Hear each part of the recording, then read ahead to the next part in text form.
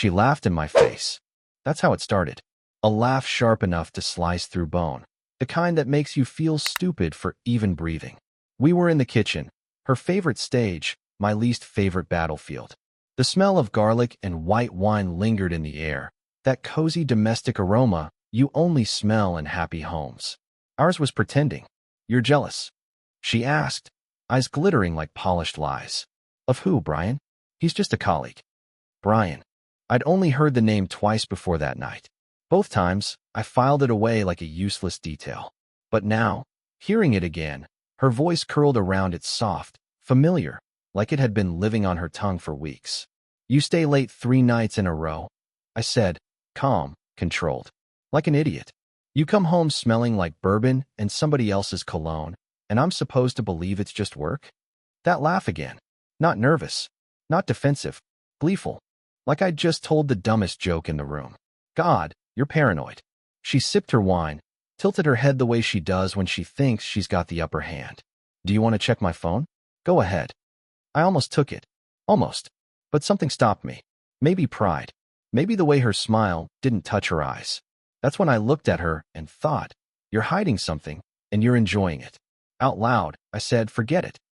Inside, I thought, this is where I should have walked away. But I didn't. I just stood there, hand tightening around the edge of the counter, feeling the cold granite dig into my palm. She brushed past me, hips swinging like punctuation to a sentence I didn't write. Brian, she tossed over her shoulder with a laugh, is old enough to be my dad. Chill. You ever notice how liars always add a detail you didn't ask for? Old enough to be my dad. Yeah, thanks for the visual. That night, I lay in bed staring at the ceiling, counting the shadows of ceiling fan blades like they were seconds on a bomb timer. She slept beside me like nothing happened, breath slow, hand flung across the sheets like she owned every inch of space, including the part where I used to feel safe. And here's the sick part. I almost convinced myself I was wrong. Almost. But then came the sound. The softest damn sound at 6:02 a.m. The ding of her phone lighting up the nightstand like a secret flare. She didn't stir. I did. I turned my head, just enough to read the preview. For words that detonated everything. Miss you already. B. For words. That's all it took to turn my world into a crime scene. My heart didn't race. No Hollywood theatrics. It just slowed, like my body was bracing for an impact it couldn't dodge. I didn't touch her phone. Not yet. You learn things about yourself in these moments, like how calm feels when it's holding hands with fury. She shifted in her sleep, murmured something about a deadline, then rolled over like she was dreaming of someone who wasn't me. Probably was. So I got up, barefoot, silent. The hardwood was cold, the kind of cold that wakes up every nerve ending and whispers, this is real. This is happening. In the kitchen, I stood there in the dark, staring at the glowing blue of the coffee maker. I should have left. I should have grabbed my keys and walked out before the poison spread. But you know what I did instead? I laughed. Just a short, sharp sound that startled even me. Because here's the thing. She thought she was clever. She thought late nights and muted giggles were invisible if you season them with enough fake exhaustion. But I've spent 12 years learning her rhythms. I know when she's tired. And I know when she's lying through her perfect teeth. I poured a glass of water just to keep my hands busy. Then I heard it. A soft buzz from the counter. Her phone. She must have left it there last night after her little performance about client meetings. I didn't even hesitate. One swipe. Face ID failed. Twice. Third time it opened. She never changed her settings. She never thought I'd look. Messages. Brian. There it was. Thread so long it could have wrapped around my throat. And the part that gutted me? Not the miss you, or the last night was perfect crap. No, it was her tone. Her voice in text form. Sweet. Playful. Alive. Like the woman I married packed her bags and moved to his bed without leaving me a forwarding address. One line stopped me cold. He suspects, but I'll handle it. Winky face. Handle it. Like I'm a mess she needs to clean up. Like I'm the inconvenience between her and whatever fantasy life she's building with Brian. I put the phone down so gently you'd think it was made of glass. Then I looked around the kitchen. The same kitchen where she kissed me good morning for years, where we planned holidays and laughed over burnt pancakes. Suddenly, it felt like a stranger's house. That's when I made the decision. Not to scream. Not to wake her up and demand the truth. No, I decided to let it play out. Because if she thinks I'm blind, I want to see just how far she'll go before the mask slips completely. And believe me, it slipped faster than I imagined. It started that night, when I came home early, when I walked into my own kitchen and found him standing there, grinning like he owned the place. You ever open a door and feel your entire life shift an inch to the left? That was me at 6:47 p.m. on a Tuesday. I wasn't supposed to be home yet. She thought I had a client dinner across town. I even let her think it. Hell, I even texted her, running late, don't wait up, while sitting in my car 2 blocks away. Sometimes silence needs an audience, and tonight, I was ready to watch the show. The house was quiet when I stepped in. Too quiet. No TV hum. No Spotify playlist humming some fake chill vibe. Just the faint clink of glass and, get this, a man's voice humming. Low. Confident. Like he belonged there. I followed it to the kitchen. My kitchen. And there he was. Brian. Except he wasn't the old enough to be my dad guy she sold me on. No. This bastard looked like he was sculpted out of gym memberships and craft beer commercials. Button down rolled to the elbows, watch gleaming like a trophy. And the worst part? He smiled when he saw me. Not nervous. Not apologetic. Smiled. Like he'd been waiting for this moment. Hey man, he said casually, like we were neighbors borrowing sugar. You must be Rory. I stared at him. I swear the air thickened, heavy with garlic and betrayal. And you must be out of your goddamn mind, I said, voice flat enough to cut marble. Behind him, the fridge door swung shut, and there she was. My wife. Hair down, barefoot, holding a wine glass like a prop in some indie movie about self-discovery. Her face drained, then flushed so fast it looked like a storm crossing her skin. Rory, you're early. Her voice cracked on the last word, and something inside me twisted, because that wasn't guilt. That was panic. Brian didn't flinch. He just leaned against the counter, arms crossed, like this was all part of his Tuesday. We were just talking shop, he said with a smirk. Talking shop. In my kitchen, with her lipstick smudged like a crime scene clue. I wanted to laugh. Hell, part of me did. A sharp, ugly sound that made both of them freeze. Talking shop. I stepped closer, slow, deliberate. You sell spreadsheets now, babe? Because last time I checked, marketing doesn't involve sweating on my countertops. Her mouth opened, closed. A fish gasping for oxygen. Brian just stared at me like I was a commercial break in his show. That smug calm. It lit something inside me I didn't know was still alive. And right then, I realized something. This wasn't about jealousy anymore. It wasn't even about betrayal. It was about power. Who had it? Who thought they owned it? Spoiler alert, by the time I was done, neither of them would. The thing about silence? It's a weapon. Most people can't stand it. They rush to fill it with excuses, apologies, noise. I didn't. I just stood there, breathing slow, watching both of them squirm in my kitchen like kids caught stealing. She broke first. Rory, it's not what you think, she blurted, voice pitching high, brittle as spun sugar. Her eyes were wide, wet, but not with guilt. No, this was survival mode. She was calculating how to spin it, how to gaslight me into thinking this was nothing. Really, I tilted my head, calm as a priest at confession. Because what I think, I said slowly, is that you invited Brian into my home. You poured him wine in my glasses. And unless you were planning a PowerPoint on our granite countertop, I let the sentence hang like a noose. What do you think it looks like? Brian smirked. That smirk. Like I was the punchline to his joke. Look, man, don't make this a big deal. We're adults. Stop talking, I said, not loud, not angry. Just a command. And for a second, just a flicker, his jaw tightened. He didn't like being told what to do in a house that wasn't his. Good. Let him choke on that. She tried again, softer now. Can we please talk about this later? Just you and me? Her voice trembled on the last word. Later. Like she still thought she could contain this fire. Like she thought she could script my reaction. That's when I stepped closer. Not to her, to him. Close enough to see the flecks of smug in his green eyes. Close enough to smell his cologne, the expensive kind that tries too hard.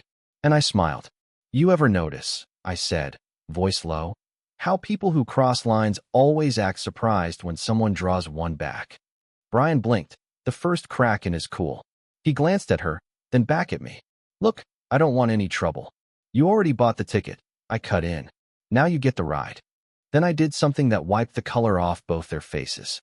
I pulled out my phone, not to call the cops, not to call a lawyer. I opened photos, flipped the screen so they could see. Her eyes went wide before the image even loaded because she knew. Last night, the hotel, the selfie she sent him, naked under those cheap white sheets, biting her lip like she was starving. She thought she deleted it. She didn't, because cloud backups don't care about guilt. Here's the part where you explain, I said, my tone icy calm. Why this was taken at 11:43 p.m. while I was home, alone, thinking you were pulling an all-nighter with spreadsheets. Her breath hitched like a sob and a curse collided in her throat. Brian froze, the first real fear flickering in his eyes. Good. Let it sink in. Let them both feel the weight of it. I slipped the phone back into my pocket and leaned against the counter, mirroring his earlier pose. So, I said lightly, almost conversational, which one of you wants to start? Neither of them spoke. Not a whisper. The only sound was the refrigerator humming like it was holding its breath too. I waited, counted 5 Mississippi in my head just to make them sweat. You'd be amazed how long 5 seconds feels when your world's on fire. Finally, she tried again. Rory, listen. No, I said. Just that. One syllable, flat as concrete. Her voice died in her throat. Brian cleared his throat like some idiot thinking he could salvage dignity. Man, this doesn't have to be hostile. I laughed. Not loud, not crazy, just a sharp sound that made him flinch. Hostile? You're drinking Cabernet in my house with my wife in your lipstick, and you're worried about tone? He opened his mouth, but I raised a hand. Not a punch, not a threat. Just enough to make him stop mid-breath. Power's not about swinging fists. It's about making someone realize you don't need to. I walked to the kitchen door and closed it. Slowly, deliberately. The click of the latch sounded like a gunshot in that silence. Both their heads snapped toward me. What are you doing? She whispered, clutching her glass like it might save her. Nothing dramatic, I said, turning back with a smile that didn't touch my eyes. Just making sure we're not interrupted. We've got things to discuss. Brian shifted, his muscles coiled like he was deciding whether to square up or bolt. You think locking a door scares me? I stepped close enough for him to smell the calm on my breath. No, I said softly. I think it reminds you whose house you're standing in. That's all. He looked away first. Good. That crack just split wider. I moved to the counter, picked up her phone, the one I'd left face down like bait. I tapped the screen and scrolled slowly, letting my finger drag across a graveyard of secrets. You know, I said casually, I expected a little creativity, but can't stop thinking about last night. Weak. Feels like a grocery list. Her face drained so fast I thought she might faint. She stepped forward, hands out like she was approaching a cliff edge. Please, Rory, just don't. Don't what? I met her eyes, calm as glass. Don't read the truth out loud? Don't embarrass you in front of him? Or don't make you admit that every late night, every kiss goodbye, every I love you was just filler? Brian muttered, this is messed up, under his breath. I turned my head slowly, locked eyes with him, and smiled. Oh, we haven't even started yet. And then I reached for the drawer, the one by the fridge. Their eyes tracked my hand like prey watching a predator. But I didn't pull out a knife. I pulled out a folder. Thick. Sealed. Dropped it on the counter with a thud that made them both jump.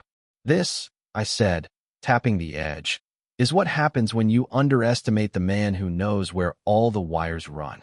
The folder sat between us like a bomb with no timer. Neither of them moved. She stared at it like it might bite. Brian glanced at her, then at me, trying to read the playbook. Good luck, champ. I wrote this one. You know what I do for a living, right? I asked quietly, almost conversational. She hesitated. You handle data audits. I smiled, slow and humorless. Cute. That's what you tell strangers when you don't want them to ask questions. But you? You should have asked. I slid the folder open. A stack of glossy pages fanned out like a magician's deck, except these tricks didn't end with applause. Screenshots, time-stamped call logs, geolocation pings. Expense reports from her company card, cross-referenced with my own tracking grid. Photos, not the grainy, over-the-shoulder kind. High-res, full color. Brian's car parked outside the Marriott. Twice. Her silhouette in his passenger seat. Room numbers, check-in times, receipts. Brian's jaw locked. She made a sound, tiny, strangled, like a kettle just before it screams. You kept, her voice cracked. You tracked me? I tilted my head, like the question amused me. No, darling. I verified you. Big difference. Brian stepped forward, hands splayed in some pathetic gesture of control. This is crazy. You're acting like. Like what? I cut in, sharp now. Like a man who just found his wife, turning my life into a goddamn punchline? Like someone who refuses to be the sad idiot you both thought I was? Enlighten me, Brian. What's the correct emotional response to being played in Dolby surround sound? He shut up. Smart boy. I picked up one photo, a crisp shot of them at that rooftop bar she swore was a team-building mixer. I held it between two fingers, studied it like art. Her laugh frozen mid-tilt, his hand grazing her hip like he owned it. And here's the kicker. She looked alive. Not like the woman who mumbled goodnight from across the bed. No, this was someone else entirely. Someone who'd already buried me. I dropped the photo on the counter.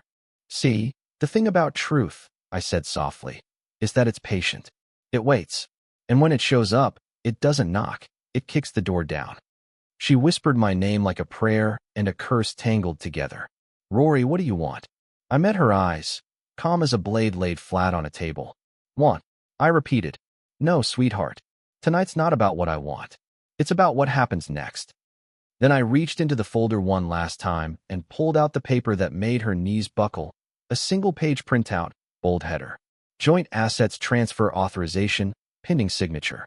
Her breath hitched so loud it filled the room. Brian's brow furrowed. He didn't understand yet. Good. That ignorance would sting when the penny dropped. I slid the document toward her, slow, deliberate. Congratulations, I said, my voice soft enough to cut glass. You just became an audience member in your own show. Her fingers hovered over the document like it might burn her skin. Brian craned his neck to read it, frowning like a kid faced with calculus. What is this? She whispered.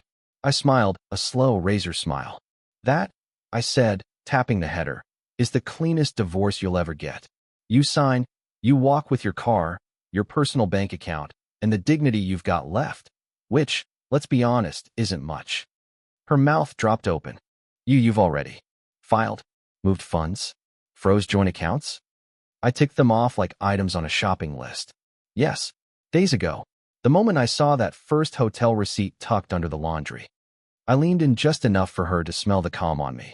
See, sweetheart, the difference between you and me is simple. You lie like an amateur. I prepare like a professional. Brian's voice cut in, too loud, too late. Hold on. This is insane. You can't just.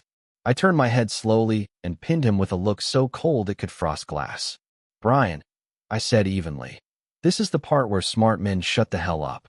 So for once in your life, try it. His jaw clenched, but he stayed quiet. Progress. She tried again, her voice brittle but clawing for control. You can't just take everything. That's not legal. I finished for her. You're right. It wouldn't be. Which is why, I said, sliding the pen across the counter. You're going to make it legal. You're going to sign that paper and walk out of here before this little performance becomes public. Her chin lifted, defiance flickering like a dying candle. You wouldn't. You're not that cruel. I laughed. Soft. Deadly. Cruel? No, darling. Cruelty would be forwarding this. I tapped the folder. To your boss, your board, and Brian's wife. Brian's head jerked like I'd slapped him. His voice cracked. What? Oh, she didn't tell you. I tilted my head, faux sympathy dripping from every syllable. That's the problem with affairs, Brian. You think you're the main act, but you're just the B-plot. His face went gray. Hers went white. And in that silence, the kind that feels like a knife sliding into velvet, I knew I had them. Both of them. Cornered, trembling, out of moves. I leaned back, calm as a man watching dominoes fall. Sign the paper, I said softly, and this stays between us. Refuse, and I burn this house down, not with fire, sweetheart, with truth. Her hand shook as she picked up the pen, and that's when something unexpected happened. Brian reached out and stopped her. His hand landed on hers like a trap snapping shut. Firm. Final. Don't sign that, Brian said, voice low, steel under silk. She froze, eyes darting between us. What? He straightened, that smug calm gone, replaced by something colder. Calculated. I knew that look. I'd worn it once. He wasn't panicking. He was pivoting. You think he's bluffing, Brian said, eyes locked on her, not me. But he's not.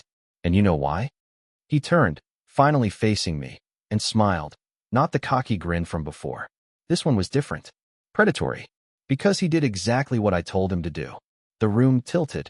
For half a beat, I thought I misheard. Then he said it again, slow, savoring the impact. Didn't you, Rory? My chest went tight like a vice. What the hell are you talking about? He chuckled, a low, humorless sound. Come on, man. You think I just stumbled into your life because I liked her Instagram? You think any of this was about her? He flicked his gaze at her like she was an afterthought. Sweetheart, no offense, but you're just the bait. Her lips parted in a silent gasp. Mine stayed shut because my brain was sprinting through every variable. Every move I'd made since suspicion first sparked. Every receipt, every late-night whisper in the dark, and suddenly, I saw it. The gaps. The perfect little nudges. Brian leaned on the counter like he owned the air between us. You've been playing defense, Rory. But I've been running offense since the day I joined your wife's team. You think I didn't know who you were? What you do? Hell, I counted on it. You're meticulous. Paranoid. You like control. He grinned wider now, teeth flashing like a blade. And control makes you predictable. My pulse hammered, but my face stayed stone. Why? My voice was ice, steady, deadly. What's the play, Brian? He reached into his jacket pocket and slid something across the counter. A slim black drive. Unmarked. Familiar as a nightmare. Because this, he said softly, is the only copy of something your employers would kill to keep buried. And you, my friend, are going to deliver it for me. The silence that followed wasn't just heavy, it was suffocating. She looked at him, then at me, confusion flooding her perfect face. What is this? What are you two talking about? Neither of us answered. Because this stopped being about her the second that drive hit the counter. Brian smiled like a man who'd already won. So, Rory, still feel like you're holding all the cards? And for the first time that night, I didn't answer because I wasn't sure I was. The drive sat between us like a live grenade. Black, sleek, humming with secrets only 3 people in the world knew existed. 2 of them were in this kitchen. One of them wasn't supposed to be Brian. I stared at it, then at him. He wasn't bluffing. I saw it in his eyes. That cold calm that only comes from knowing you've already cut off every exit. He'd done his homework. He knew my job wasn't just data audits. He knew what I carried, what I'd buried under 10 layers of encryption and 10 more of silence. And here's the punchline. He was right. That drive wasn't just leverage. It was a loaded gun aimed at the life I'd spent years protecting. She finally found her voice, sharp and small all at once. Someone talk to me. Right now. Brian didn't even glance at her. He just kept looking at me like a wolf staring down another wolf. Here's how this works, he said smoothly. You walk out of here with that drive, drop it where I tell you. And this little kitchen melodrama never leaves these walls. You keep your job. Your secrets stay secret. Everybody wins. Everybody, I said, my voice so calm it scared even me. Funny, because I'm pretty sure she loses everything. He smirked. Collateral damage. You of all people should understand that. And that's when it clicked. This wasn't random. It never was. He hadn't seduced her because he wanted her. He'd seduced her because she was me, or close enough. A weak link. A way in. She looked between us, panic cracking her face open. Rory, what is this? Who the hell is he? I turned to her slowly, deliberately. The guy you risked our marriage for? He doesn't love you. He never did. You were just convenient. She flinched like I'd slapped her, but I didn't feel it. Not anymore. Whatever part of me still bled for her died the moment that drive hit the counter. Brian leaned in, eyes glittering. Clock's ticking, big man. Make the call. You know what's on here. You know what happens if it goes wide. And he was right. If that data leaked, careers would burn. People would vanish. I'd go from nameless to headline in an hour. He thought he had me cornered. Thought he owned me. Here's the thing about predators. They always underestimate patience. I exhaled slow, like a man accepting his fate. Reached out. Took the drive. Felt its weight. A couple ounces of plastic and metal that could sink an empire. Slipped it into my jacket pocket. Brian smiled like Christmas came early. Smart man, he said. I'll text you the drop. Click. That tiny metallic sound shut him up. His smile froze. His eyes flicked down to the countertop where my phone now sat, screen glowing with a bright red dot. Live. I tilted it toward him so he could see the words. recording audio and video. And then I tapped the screen. The last 30 minutes bloomed in playback. Every word, every smug little threat, every admission about blackmail and corporate espionage. Streaming straight to a secure cloud node tied to a contact he didn't even know existed. Brian's face went pale. "You son of a..." "Finish that sentence," I said softly, sliding my phone into my pocket. "Please." He didn't. I stepped closer, voice low enough that only he could hear. "You think you're the first guy who tried to use my life as a bargaining chip? Cute. But here's the difference. You underestimated the wrong man in the wrong kitchen." I pulled out another folder, thinner, cleaner than the first, and tossed it on the counter. His name on the tab, his accounts, his burner numbers, photos he thought were buried deep in the shadows. I'd been tracking him since the moment I saw her laugh too hard at her phone. He thought he was running the con. He never realized he was the mark. His mouth worked, no sound coming out. She just stared, hands trembling like leaves in a storm. I leaned in, let the words drop like stones in water. "Here's what happens next. You disappear. You tell no one about tonight. Because if this recording moves 1 inch into daylight, your career, your fake shell company, and that lovely offshore account in Belize, gone. And you," I tapped the folder, "will be explaining national security breaches to people who make Guantanamo look like summer camp." His face crumpled just enough for me to know he understood. "Good." I turned to her, the woman who once swore forever and laughed at my jealousy. She opened her mouth, but I held up a hand. "Don't," I said, voice like glass snapping. "You wanted freedom? You've got it. Pack a bag. You're out before sunrise." And then I walked out. Calm. Silent. Not a glance back. Because power isn't loud. It doesn't shout. It whispers. And tonight, in that kitchen, I didn't just take mine back. I buried them both with it.